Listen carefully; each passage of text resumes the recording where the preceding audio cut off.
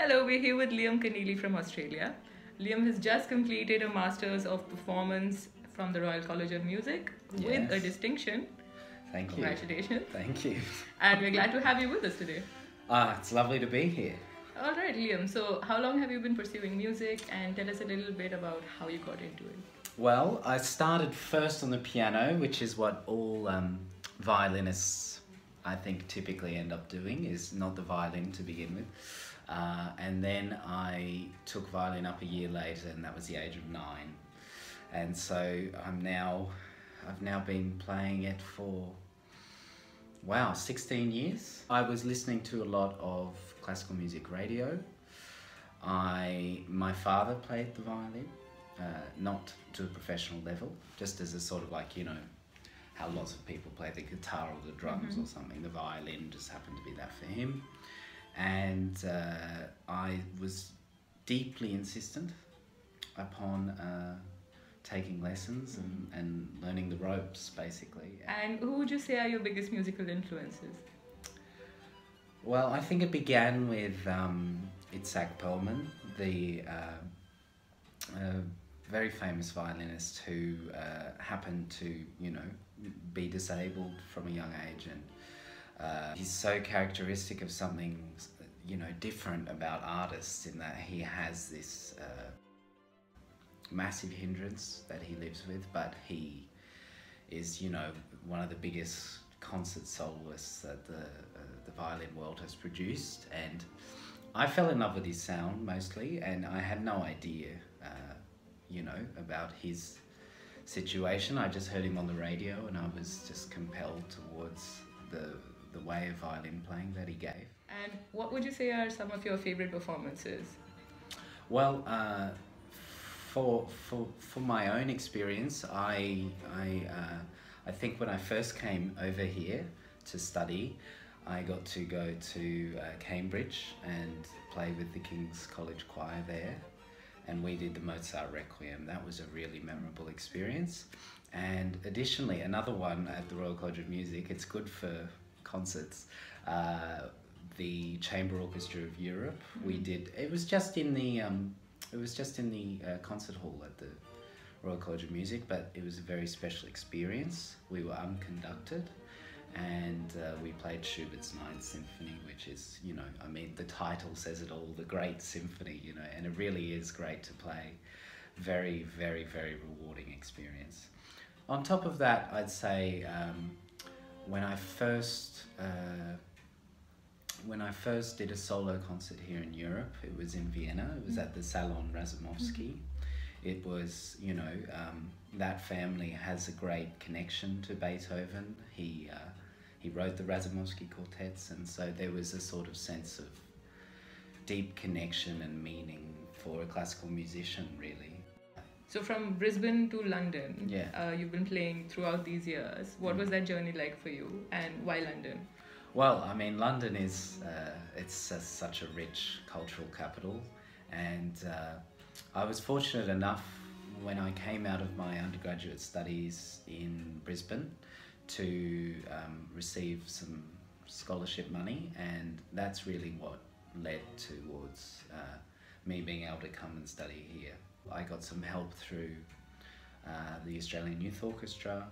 I got some help through the RCM and another body called the Tate. One of the reasons why I found myself here at Victoria League was because my old professor in Brisbane, she came to the Royal College of Music back in the day and stayed here. She actually met her husband here, and there are many stories and connections to this place, and that's what's nice about having a place like this. And what would you say is your most fondest memory of living at the Victoria League House? It'd be hard to single out a certain point. When I first came here, there was a beautiful experience in the gardens. They had the Shakespeare in the Squares, yeah. Exactly, and I'll never forget that. That was one of the most, I just love Shakespeare, and to have it on your doorstep in that setting That's, really a privilege. was just quite amazing. special then. And I love the room that we're in. I mean, I get to practice my violin here. I get to serenade somewhat the other folk as much as they can deal with it. Yes. What would you say is the best piece of advice that you've received as a musician? I think it would come down to two pieces. I'm going to not answer your question properly. Firstly, there was a member of the Chicago Symphony brass section.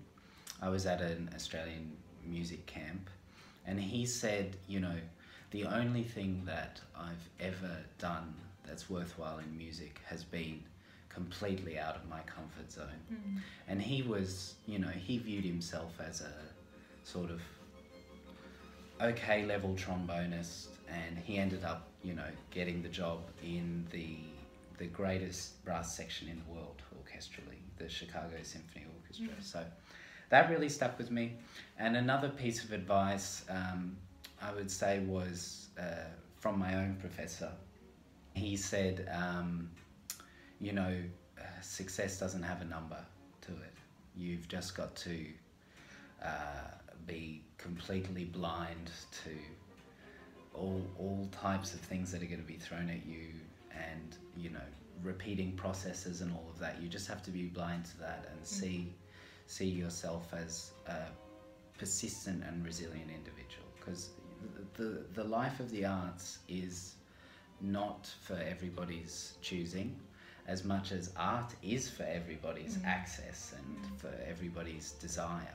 You need these sorts of things being told to you by people that have experienced it, have gone through it, have seen the other side of it, and know that it's worthwhile. It's a worthwhile journey. So, you know, that's I'd say those are the two best.